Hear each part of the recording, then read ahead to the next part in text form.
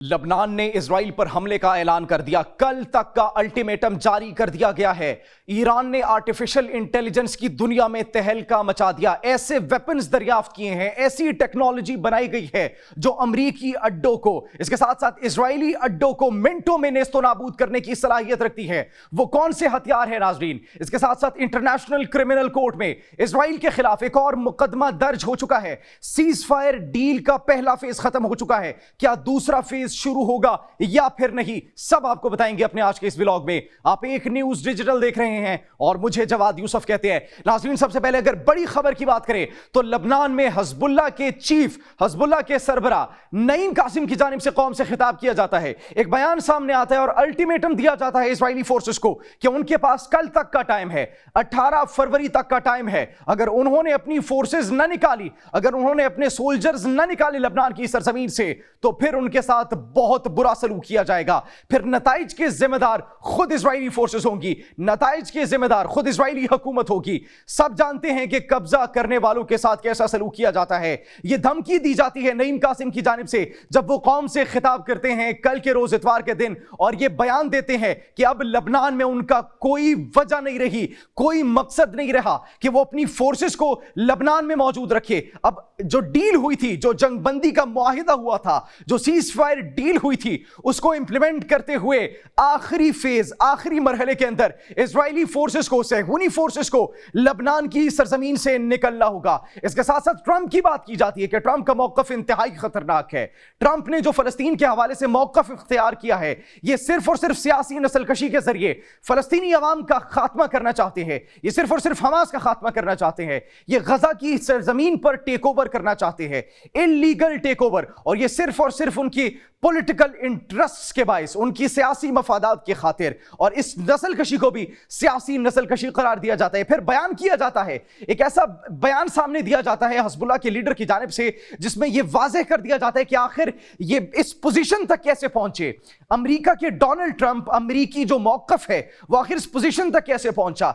ये अरब ममालिक की खामोशी की वजह से, बैनुल अक़वामी क़ुव्वतों की खामोशी की वजह से, और इसके साथ साथ मुस्लिम ममालिक की खामोशी की वजह से इस पोजीशन तक पहुंचा है अमेरिका कि वो आज ऐसे बयानात सामने दे रहा है। फलस्तीनियों को उनकी सरजमीन से नहीं निकाला जाएगा, यह बयान सामने आता है। और वो ये कहते हैं कि जो अरब ममालिक भेजने का ख्वाब देख रहे हैं, ये जो उर्दन भेजने का ख्वाब देख रहे हैं, ये जो मिस्र भेजने का ख्वाब देख रहे हैं, ये कभी पूरा नहीं होगा। फलस्तीनी अपनी सरजमीन पर ही रहेंगे। और इसके साथ साथ दोबारा से अल्टीमेटम दिया जाता है कि 18 फरवरी को, कल नाजरीन, अगर इजरायली फोर्सेस न निकली लबनान की सरजमीन से, अगर उस हदूद से बाहर न निकली, तो फिर जो भी नताइज होंगे उनके जिम्मेदार वो खुद होंगे। इसके साथ साथ नाजरीन, अगर गजा की सूरत हाल की बात की जाए तो गजा में मुसलसल जंग बंदी मुआहिदे की खिलाफ वर्जी जारी है।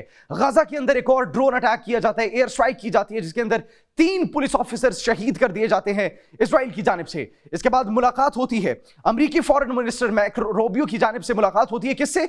इजरायली वजीर आजम नेतन्याहू से मुलाकात होती है। और उसके अंदर बात की जाती है कि हमास को अस्करी कुव्वत या फिर हुकूमती कुव्वत के तौर पर नहीं बनने देंगे, उभरने नहीं देंगे। यह बयान उनकी जानिब से जारी किया जाता है। लेकिन अब इस बयान के बाद कुछ सवालात किए जा रहे हैं नाज़रीन कि कैसे वो अस्करी कुव्वत नहीं बन सकती। अस्करी कुव्वत तो पिछले 15 माह से हमास है, एक ऐसी अस्करी कुव्वत जिन्होंने कम फोर्सेस होने के बावजूद, कम वेपन्स होने के बावजूद इजराइल को ऐसी टक्कर दी कि 15 माह के अंदर जब उन्होंने अपना आखिरी हरबा इस्तेमाल किया, वो आखिरी हरबा जंग में उतर जाना, मैदान में उतर जाना, उसमें भी उनको बुरे तरीके से शिकस्त का सामना करना पड़ा।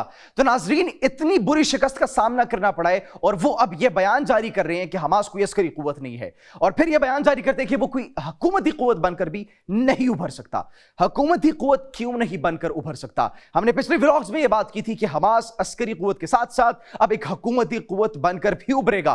और सीज फायर डील के दूसरे फेज में या तीसरे फेज में ऐसा हो सकता है कि हमास की जानिब से मुतालबात रखे जाए और मुस्तकबिल में हमास ही हुकूमती इक़्तिदार को संभाले, हुकूमती इक़्तिदार को संभाले गजा के अंदर, फलस्तीन के अंदर। क्योंकि जिस तरीके से इस सीज फायर डील को सबूताज करने की कोशिश की गई, حماس نے بڑے ہی پیشنس سے, بڑے ہی انڈرسٹینڈنگ سے اور بڑے ہی ایک ایسے رویے سے کہ جس نے پوری دنیا کو حیران و پریشان کر دیا, اس سیز فائر ڈیل کو امپلیمنٹ کیا, ان تمام تر مطالبات پر, ان تمام تر جنگی قوانین پر عمل درآمد کیا. اگر خلاف ورزی کی گئی کسی کی جانب سے تو وہ اسرائیلی فورسز کی جانب سے خلاف ورزی کی گئی تھی. اگر فائنینشیل ایڈز کو, اگر کمرشل ایڈز کو, اگر بین الاقوامی قوتوں کی جانب سے جو فلسطین کے لیے ایڈز بھیجی جا رہی تھی وہ اگر کسی نے روکنے کی کوشش کی تو وہ اسرائیلی فورسز تھی. اگر حملے کیے گئے کسی پر تو وہ اسرائیلی فورسز کی جانب سے کیے گئے تھے معصوم فلسطینیوں پر. لہٰذا یہ بیان جاری کرنا کہ حماس اب ایک عسکری قوت نہیں بن سکتا, ایک حکومتی قوت نہیں بن سکتا,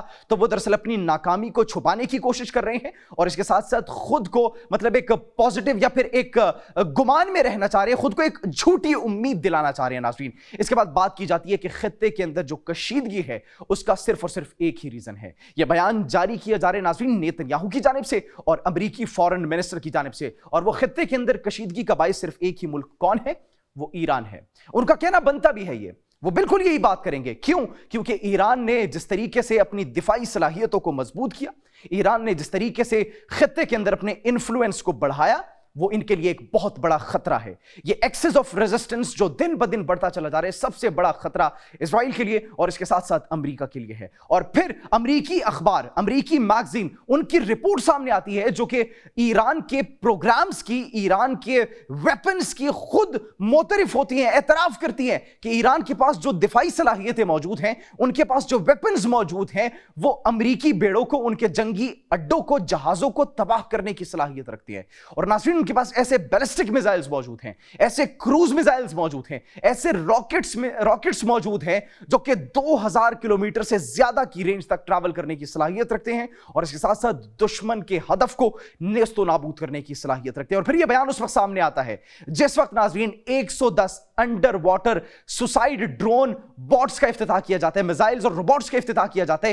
کچھ ایسے ویپنز, اور صرف ایک دو نہیں بلکہ 110 ایسے ڈرون روبوٹس جو کہ انڈر واٹر آرٹیفیشل انٹیلیجنس کی مدد سے دشمن کے ہدف کا تعاقب کریں گی اور اس کو نشانہ بنائیں گی. اور یہ ایسے ویپنز ہیں ناظرین جن کو ڈیٹیکٹ کرنا انتہائی مشکل ہے, اور یہ خود امریکی اخبار کے اندر, ان کے میگزین کے اندر یہ رپورٹ شائع کی جاتی ہے. اور پھر ایک دھمکی دی جاتی ہے, ایک خبردار کرنے کی کوشش کی جاتی ہے کہ اگر آپ نے اپنے بحری اڈوں کو, اگر آپ نے اپنی جنگی بیڑوں کو بچانا ہے تو پھر سب مرینز کو بھیجنا ہوگا ایران کے سمندر کے قریب, وہاں پر آس پاس انہیں بھیجنا ہوگا تاکہ آپ ان کی ایکٹیویٹیز پر نظر رکھ سکیں. اگر ایسا نہیں ہوا تو ان کے پاس جو ویپنز موجود ہیں, ان کے پاس جو ایمونیشن موجود ہیں, اور یہ جو نئی ٹیکنالوجی آرٹیفیشل انٹیلیجنس کی انہوں نے دریافت کی ہے, یہ آپ کو, آپ کی عسکری قوت کو بہت بڑا اور بھاری نقصان پہنچانے کی صلاحیت رکھتی ہے. ناظرین, اس کے ساتھ ساتھ اگر بات کی جائے تو انٹرنیشنل کرمنل کورٹ میں ہند رجب فاؤنڈیشن کی جانب سے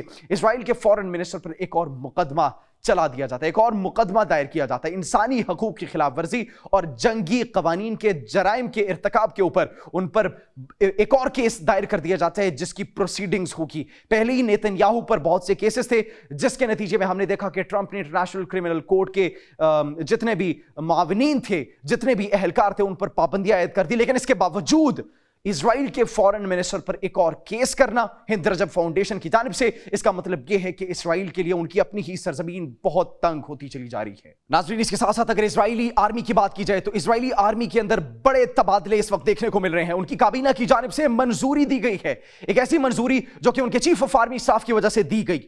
چیف آف آرمی اسٹاف نے اپنی غلطی کا, اپنی ناکامی کا, اپنی شکست کا اعتراف کیا تھا اور یہ کہا تھا کہ حماس کی جانب سے جو اٹیک لانچ کیا گیا تھا 7 اکتوبر کو, ہم اس کو روکنے میں مکمل طور پر ناکام ہو چکے ہیں. جس کے بعد اب ان کی کابینہ نے نئے چیف آف آرمی اسٹاف کی تقرری کی منظوری دے دی ہے اور ایال زمیر کو ان کا نیا آرمی چیف مقرر کر دیا گیا ہے. اس کے بعد اگر ناظرین بات کی جائے امریکہ کے جو مشرق وسطیٰ کے جو نائب مقرر کیے گئے ہیں ان کی جانب سے, اسٹیو وٹکاف, ان کی جانب سے ایک بیان سامنے آتا ہے.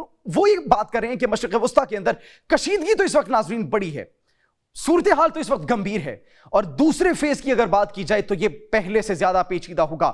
لیکن پھر یہی بیان ان کی جانب سے دیا جاتا ہے کہ ہم نے مصری سازشکاروں سے, قطری سازشکاروں سے اور اسرائیلی فورسز سے, ان کے عہدیداران سے بات چیت شروع کر دی ہے اور عین ممکن ہے کہ اسی ہفتے سیز فائر ڈیل کا دوسرا فیز جو ہے वो शुरू किया जा सके।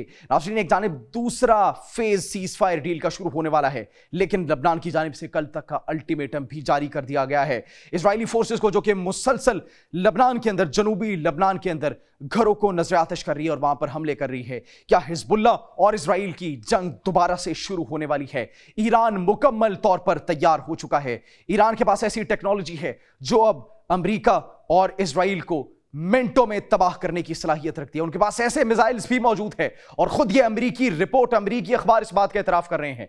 ऐसे मिसाइल्स और रॉकेट्स मौजूद हैं जो 2000 किलोमीटर से ज्यादा रेंज तक की ट्रैवल करने की सलाहियत रखते हैं और अपने हदफ को एन निशाने पर टारगेट बनाने की सलाहियत रखते हैं।